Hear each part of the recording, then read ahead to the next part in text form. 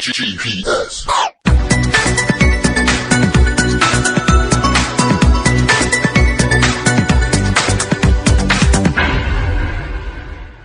Chapter 29, Concept Number 2. Recognize that you cannot continue like this. Concept Number 2. Step 1 revealed that there is a deep rift between your sinful actions and thoughts and your pure holy essence that represents who you really are. The more that you realize how true step 1 is, and you constantly reveal your pure inner self, the more unhappy you will become. Why? Because you will constantly be feeling the friction that there is between your exterior actions and your interior essence. You will begin to feel that you are not really content with the way that you are currently leading your life, and you will begin to feel that you must change your actions or thoughts to match who you really are deep down. But have no fear, this terrible feeling inside of you is actually a good thing. The Maran HaKadosh Mikubrin explains, as long as a Jew is not at peace with the way things are, and internally he's in pain over his spiritual situation, and he feels that living life like this is not living at all. So then what happens is nafshay toivatoi la'amoil ulehisyageya kedei lahagia lehischachus.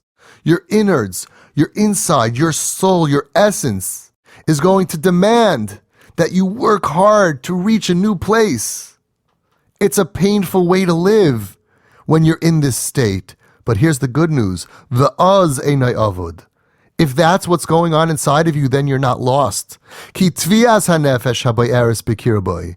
Because the yearning and the desire that is burning inside of you, demanding you to change, v'zeh she'einoi mashlim matzavoy, combined with the fact that you're not willing to live at peace and be happy with the status quo. Hi koyach hakusto d'chiyusa hagodol b'yoyser. That itself, the burning desire to change and being unhappy, those are the elements that are necessary to cause a person to change. So when you don't ignore the screams and you pay attention to what's going on inside of you, and you hear and feel and deal with the screams emanating from your inner essence, to wake up and realize that you can't continue living your life the way that you are now, that fire raging inside of you is actually the spark that will ignite your passion to fight for your God-given right to live a life that you are truly proud of, to become all you can be. So as long as you are not content with your current spiritual status and you feel that to continue living this way is just not an option, guess what? That means you're not a lost cause.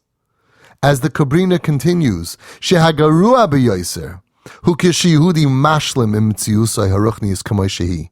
The worst thing is when a Jew is at peace with his spiritual level, because vishuv ein chayter l'shanaisa, then he doesn't dig to change. So if you smother the anguish emanating from within your soul and try to convince yourself that you're at peace with your current spiritual level, this will result in your inability to dig deep down and muster the courage to truly change yourself. You will just continue to live a smelly life. This is an important revelation because as long as you think you are content with your spiritual life, you will never be able to truly change and improve yourself. In fact, as long as you are not completely and utterly disgusted with your spiritual status, you will never be able to really change the direction of your life. I could hardly take the horrible stench as the garbage truck drove by, but the garbage man seemed oblivious as he held on to the back of the truck with his nose right next to the disgusting garbage while eating his lunch. The Nesiv Shalom says, Mashul lamaha davar daima. What is this similar to? To a person that falls into an extremely deep pit. As long as the rescue team hears him crying and screaming, "Get me out of here!" They know that he is alive and alert. However, if he's not screaming, "Get me out," you know what that means? That means that the fall caused him to lose touch with reality. The fall was much more damaging to him. But imagine if, God forbid, something even worse happened. Imagine that they call down to him, "Don't worry, help is on the way." And he replies, "Help? I don't need any help. I'm fine down here. It's you guys that need help. Why don't you all come down here? Life is great here in the pit. I'm loving it. This is great." That would mean that the impact of the fall caused such severe damage that he doesn't even know that anything is wrong with him. And in fact, he may think that something's wrong with us. V'hi hamida gam baruchnius, the Nesiv Shalom says. The same applies with regard to spirituality. The more that you recognize how far away you are from where you want to be, the more confusion, inner pain, and suffering you will feel. You will feel sick and disgusted from the way that you currently live your life. However, this grief is good. When this grief is used properly, this deep pain can propel you and positively motivate you and thrust you onto the correct path of life. As the famous saying goes, change only happens when you are sick and tired of being sick and tired. When you take the time to really listen to your inner voice, instead of trying to drown it out and tell it to just be quiet because everything is fine, you will hear very important messages emanating from your pure soul. You don't need outside sources to teach you right from wrong, because deep down, your pure soul knows exactly what is right and what is wrong. However, what is necessary is for you to honestly listen to your soul.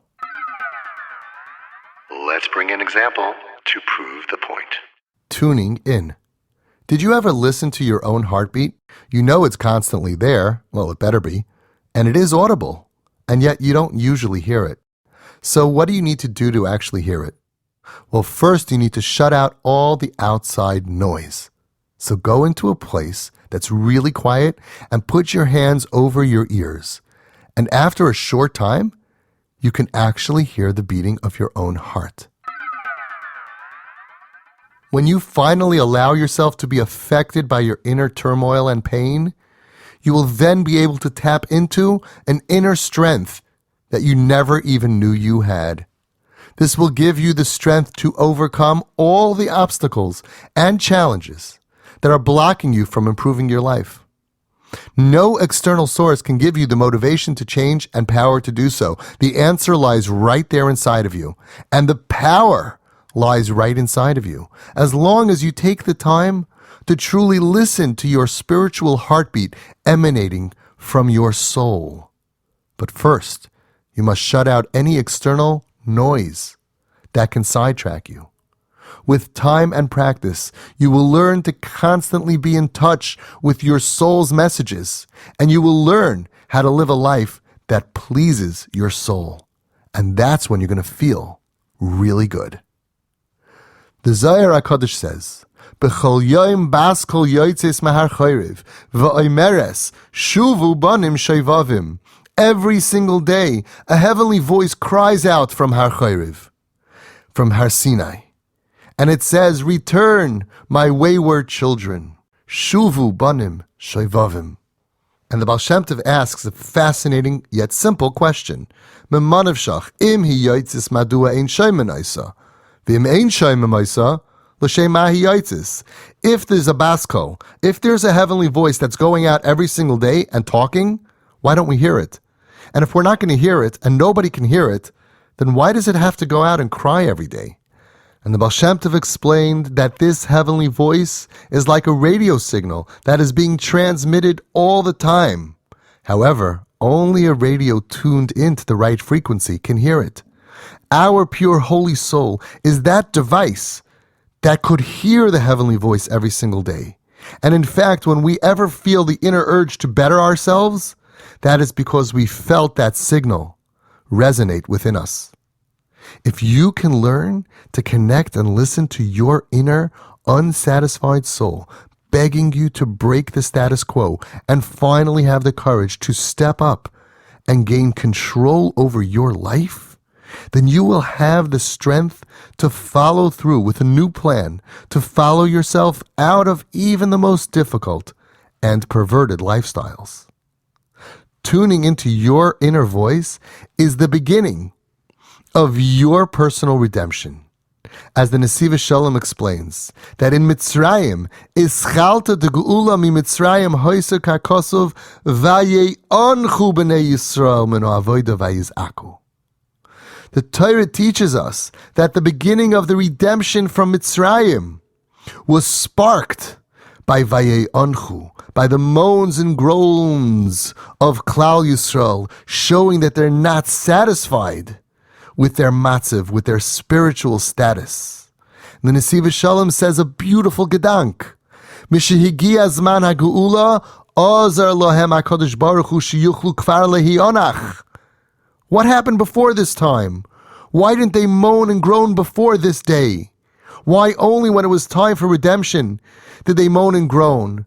And he answers that when the time for our redemption arrived, Hashem lightened the load of our enslavement. He made things easier for us in order to allow us to wake up and realize how far we'd fallen from the kind of life we wanted to live. And this allowed us to moan and groan about our unfortunate situation. Such a beautiful idea. When we're in so much pain, we don't moan. We feel lost. We feel confused. We feel that nobody can help us. Hashem lightened the load and enabled us to moan and groan so that way we can merit redemption and change. Ach mikoidem lo yuchlu afilu lehionach lefi shahayu mishubadim kolil limitzrayim v'lo haisu lehem afilu machshava atzmis lichoiv v'lizoik al tzares rabbis ka'elu. However, until the time for redemption arrived, the situation was so terrible that we could not even groan and complain about our situation. We were completely mishubed, subjugated to Mitzrayim and controlled by our warped exterior beast and snake to the point that we were not even able or capable of tapping into our own internal thought process and at the very least cry out to Hashem about our horrific situation. Let's bring an example to prove the point. The following true story is brought down in drugstory.org. The last time I succumbed to my addiction, it had gotten really bad. It took me a while to actually even want to receive treatment. I didn't want the help. When my mom finally realized I had a huge problem, she knew something had to be done. She made me get help. It was so hard to realize my addiction and even harder to kick the habit. But I was able to, while receiving assistance in a residential treatment center. The story shows us that the more pain the person was in, the harder it was to even try to get help. If a person stands on your foot, you say, "Excuse me, you're on my foot." However, if someone drops a heavy box on your foot, you scream, "Hey, get this off my foot." But if a tractor trailer, God forbid, backs up on your foot, the pain will be so severe that you will not even be able to utter a sound. Let's bring an example to prove the point. Too painful to feel. It was June 8th, 2007. The Daily News reports. A 16-year-old boy named Tanpo Dorji was visiting the United States from Tibet and was involved in a horrific car accident, and both his legs were crushed between a Honda Civic and a light pole. Medics on the scene pointed out that Tanpo was talking, but he wasn't screaming due to the extreme amount of pain he was in. Let's bring this home. As you go through your life, most of the time your exterior beast will manage to silence your interior pure voice, so that you seem to be complacent and actually happy with your spiritual level. However, now we know what you can do to reverse your situation and bring redemption and salvation to your life.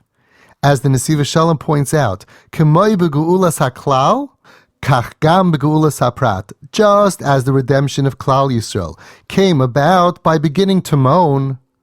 That was the hischalta de geula. So too this applies to the redemption of every single individual. Once you realize that this is not the real you, concept 1, and you begin to listen to the pain and confusion deep inside of you that pushes you to realize that you cannot continue to live this way, concept 2, then even though you don't yet have the self-control to improve your situation, at least you can start to express your inner pain by moaning about it. And that is what will eventually bring you the power to pull yourself out of even the worst conditions and situations. As the Nesiv Shalom says, Hashar la'avoir mimatzav shel golus lematzav shel geula, the doorway to go through from being in a matzav, in a situation of exile, to redeeming yourself, freeing yourself to be in a situation of geula, of redemption, hi ha'anacha ha'amuka sheyehudi nenach mipnimiyos levavoi al shenisrachek me'oviv shebashamayim. It's the deep, painful moan that a Jew moans out from internally, from deep, deep inside of you, on the fact that you are separated and far away from your Father in heaven. Authentic Yiddishkeit believes that tapping into your inner pain and allowing yourself to express your sincere yearning to improve your life and become closer to Hashem is the vehicle that will carry you from exile to redemption.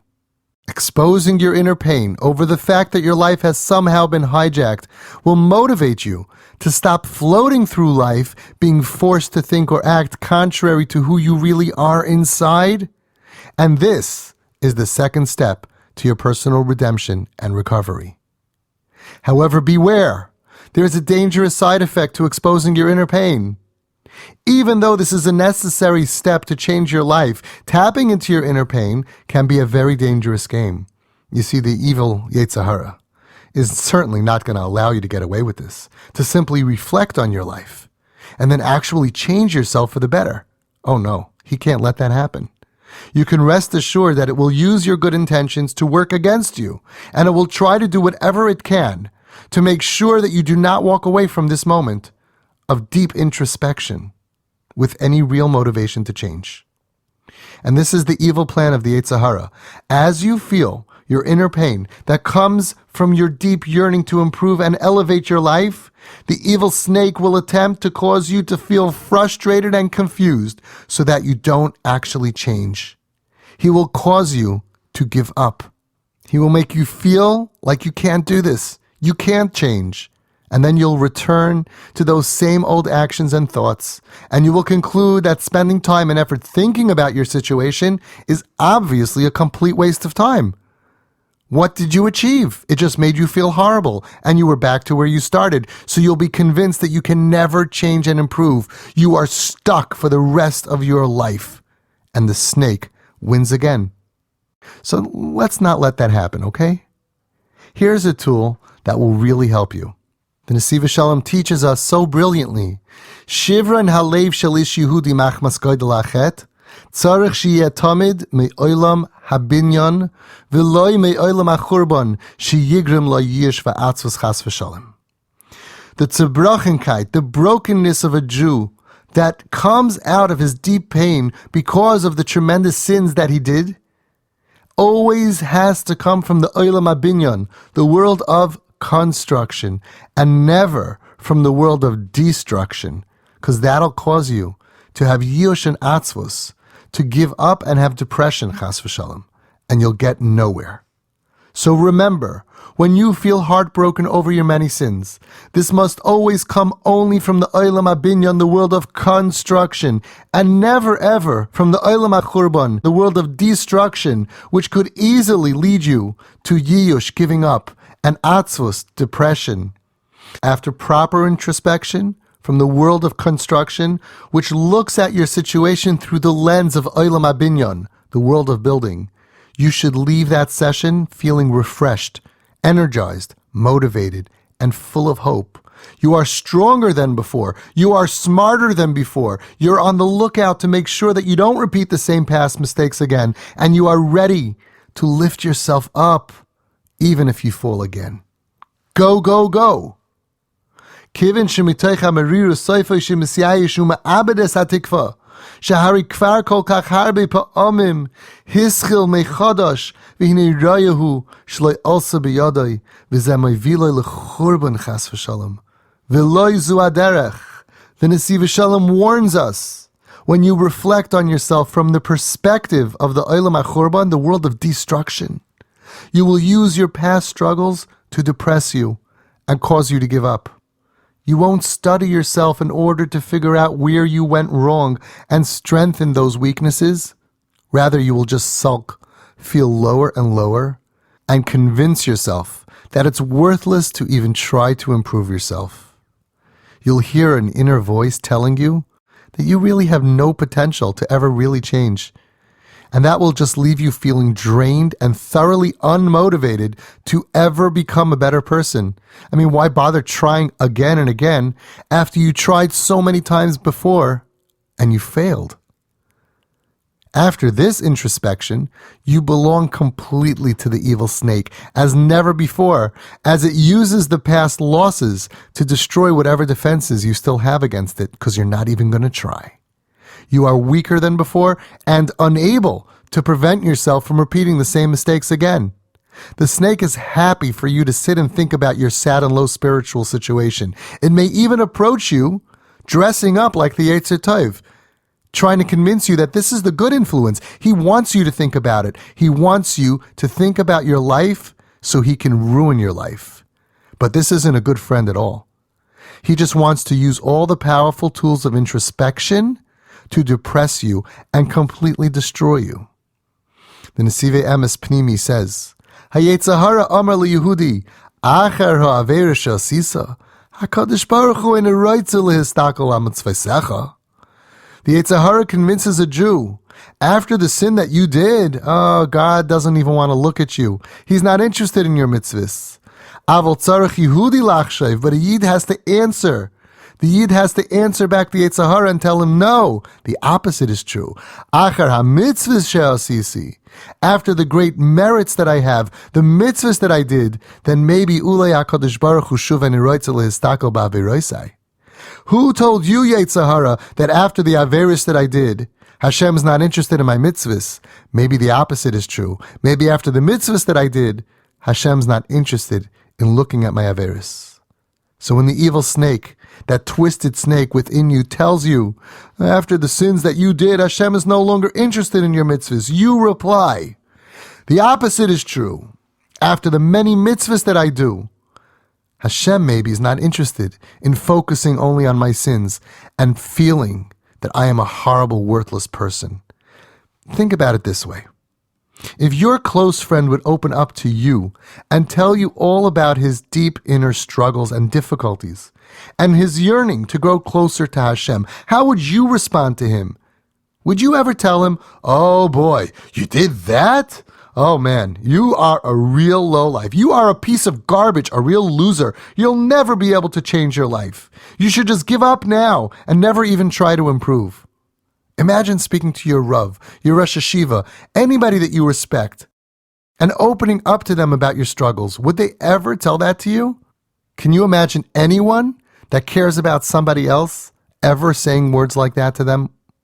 Of course not, because any normal, caring person would lift the person up and motivate them to carry on and on and on and not give up. They would pump them up so they can continue fighting. And let's face it, as bad as your situation is, Hashem has seen worse. There are plenty of people who were way worse than you, and they fought and they managed to get better. So why would anyone convince you to give up because you're a loser? Only if they're working for the Yetzer Hara. And that's what the Nesiv Shalom says. Ki kol davar sheyehudi oiseh tzarech sheyeh me'olam habinyan. Uvechlal ze gam hacharata v'hatshuva v'yismale b'tikva she'HaKadosh Baruch Hu lo yazvenu ubevada yazer lo loshuv ulehiskarev elav yisbarach. What beautiful words. Whatever a Yid does, all the mitzvahs that we do and everything that we do, and yes, even including feeling really bad about your past sins, always must only be done from the world of building, the world of construction. After properly analyzing your current situation, you should come to realize that even after everything you did, the door is wide open for you to return to Hashem. Ein davar oimid b'fnei haratzon. Nothing could stand in front of the pure desire of a Jew. Even if it takes time, you can win. And you should become filled with hope that Hashem certainly has not forsaken you. The anacha, the anguish, and inner yearning must never be a negative and depressed moaning from a broken spirit that is helpless and can only sulk in his own misery, have a pity party, and do nothing positive to start to grow and improve. Rather, a Yiddische krechts, a Yiddische anacha, is always a deep inner motivation that comes from a positive yearning to take a stand and really change your life and become closer to Hashem. The Nesiv Shalom brings down such a beautiful vart to understand what a Yiddische krechts is. It says in the Torah that when Basia, the daughter of Parai, saw the child crying, and she said, "This is a Jewish child." What does it mean? She saw him cry, and she said it's a Jewish child. So he brings down a pshat that she was able to know that this was a Yiddish child specifically from listening to the type of crying emanating from the child. She heard a cry of hope and not a cry of surrender and depression. And she said, this must be a Yiddish child. Ki rasa sheboiche bechi shel tikva, v'loi bechi shel yiyush, v'atoimer miyaldei ha'ivrim zeh, zuhi bechia Yehudis. You must be aware of the danger of giving up and depression, and instead remain focused on the great importance of your inner motivational yearning to become better. So after all said and done, let us now allow ourselves to moan and cry out motivational and inspirational tears of yearning, of tikva, of hope for our individual salvation and for the salvation of all of Klal Yisrael. So that way, we can go higher and higher.